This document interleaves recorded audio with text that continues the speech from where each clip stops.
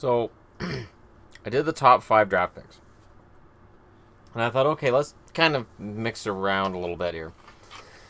So I'm doing the top 10 draft picks from 2007 till 2016 who were drafted between 25th and 30th overall.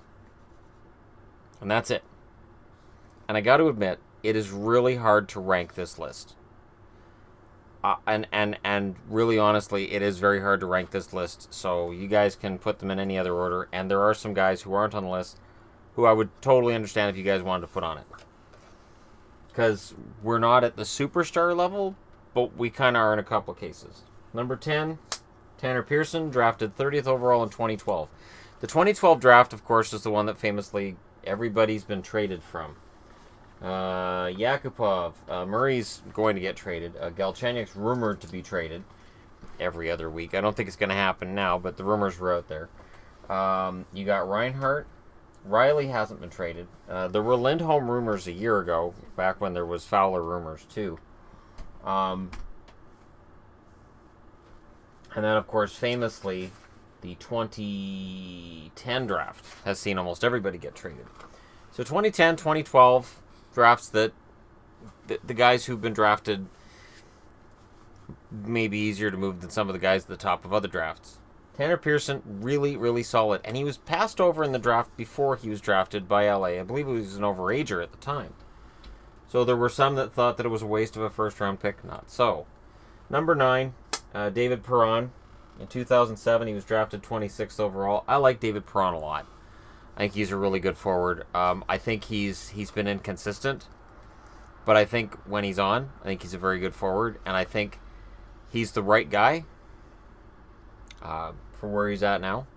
And I think we'll see that in this coming season. Number 8, the New York Islanders, Brock Nelson. And this is a number 30 draft pick from 2010. So again, the 2010 draft where everybody gets traded from Sagan and Hall all the way down. Brock Nelson, very solid player, drafted with the last draft pick, number 30. This is where it gets tricky. Honestly, this is where it gets tricky. So number 7, I have Brady Shea.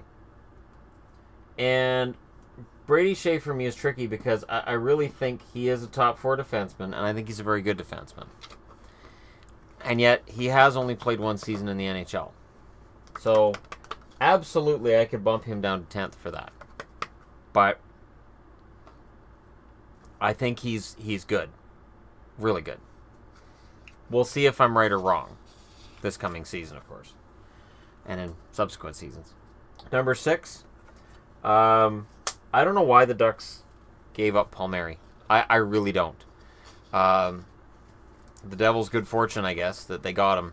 Because I like Carl Palmieri a lot. And the Ducks, I still don't get it. I don't get it. It's not a bad cap hit either. So the trading of Palmieri, maybe some Ducks fans can enlighten me on why he was expendable for Anaheim. I don't see it. But then again, I've been accused of not seeing a lot of things lately. Number 5, Charlie Coyle, Minnesota. I've been talking up Coyle a lot over the last year, and I'm going to do it again. Coyle, who was traded for Brent Burns, kind of the butt of jokes for years. All they got was Coyle. Charlie Coyle's a pretty good player. He really is. And I honestly think we're just scratching the surface with this guy. I think he's just going to keep getting better. We'll see. I don't know what his ceiling is points-wise, but I think he's a very good player, and I think he's underrated.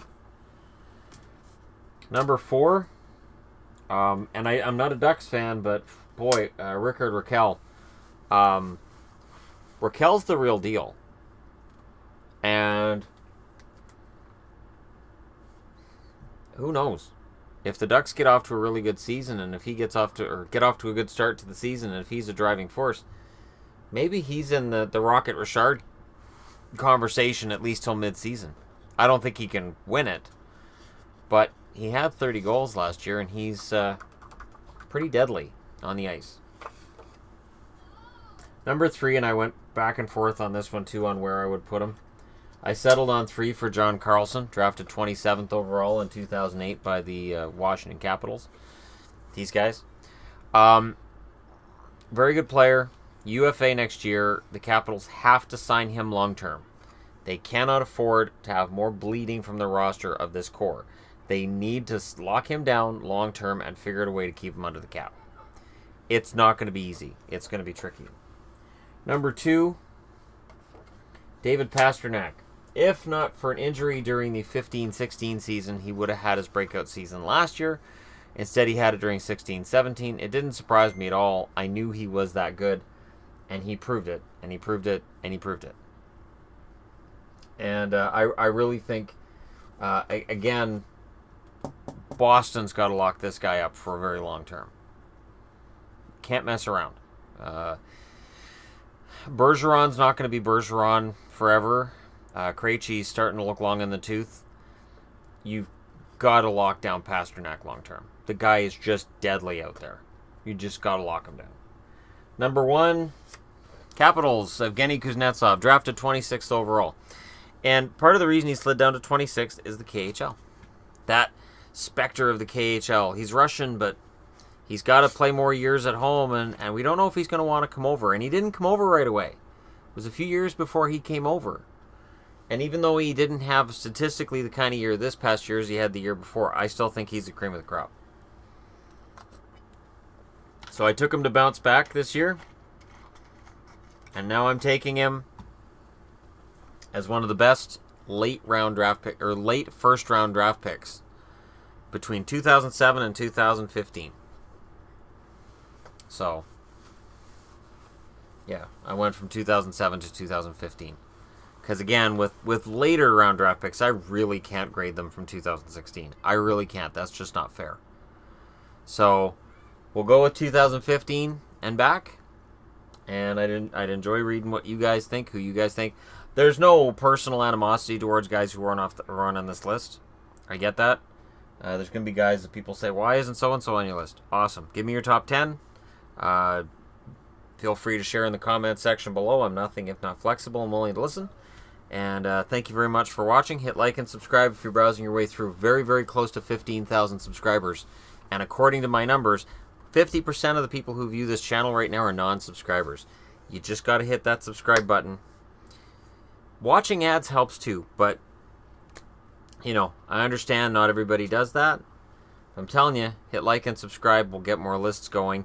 And, again, I did the top 5, and now I'm going to have some more fun from here. I was going to do a list yesterday of the best draft picks between 6 and 10 over the last 10 years. And it grew up to this 25 guys, and I was like, I can't do this. I have to wait for a weekend to do it. So, for now, this is what I have. Let me know what you guys think, and I'll talk to you again soon.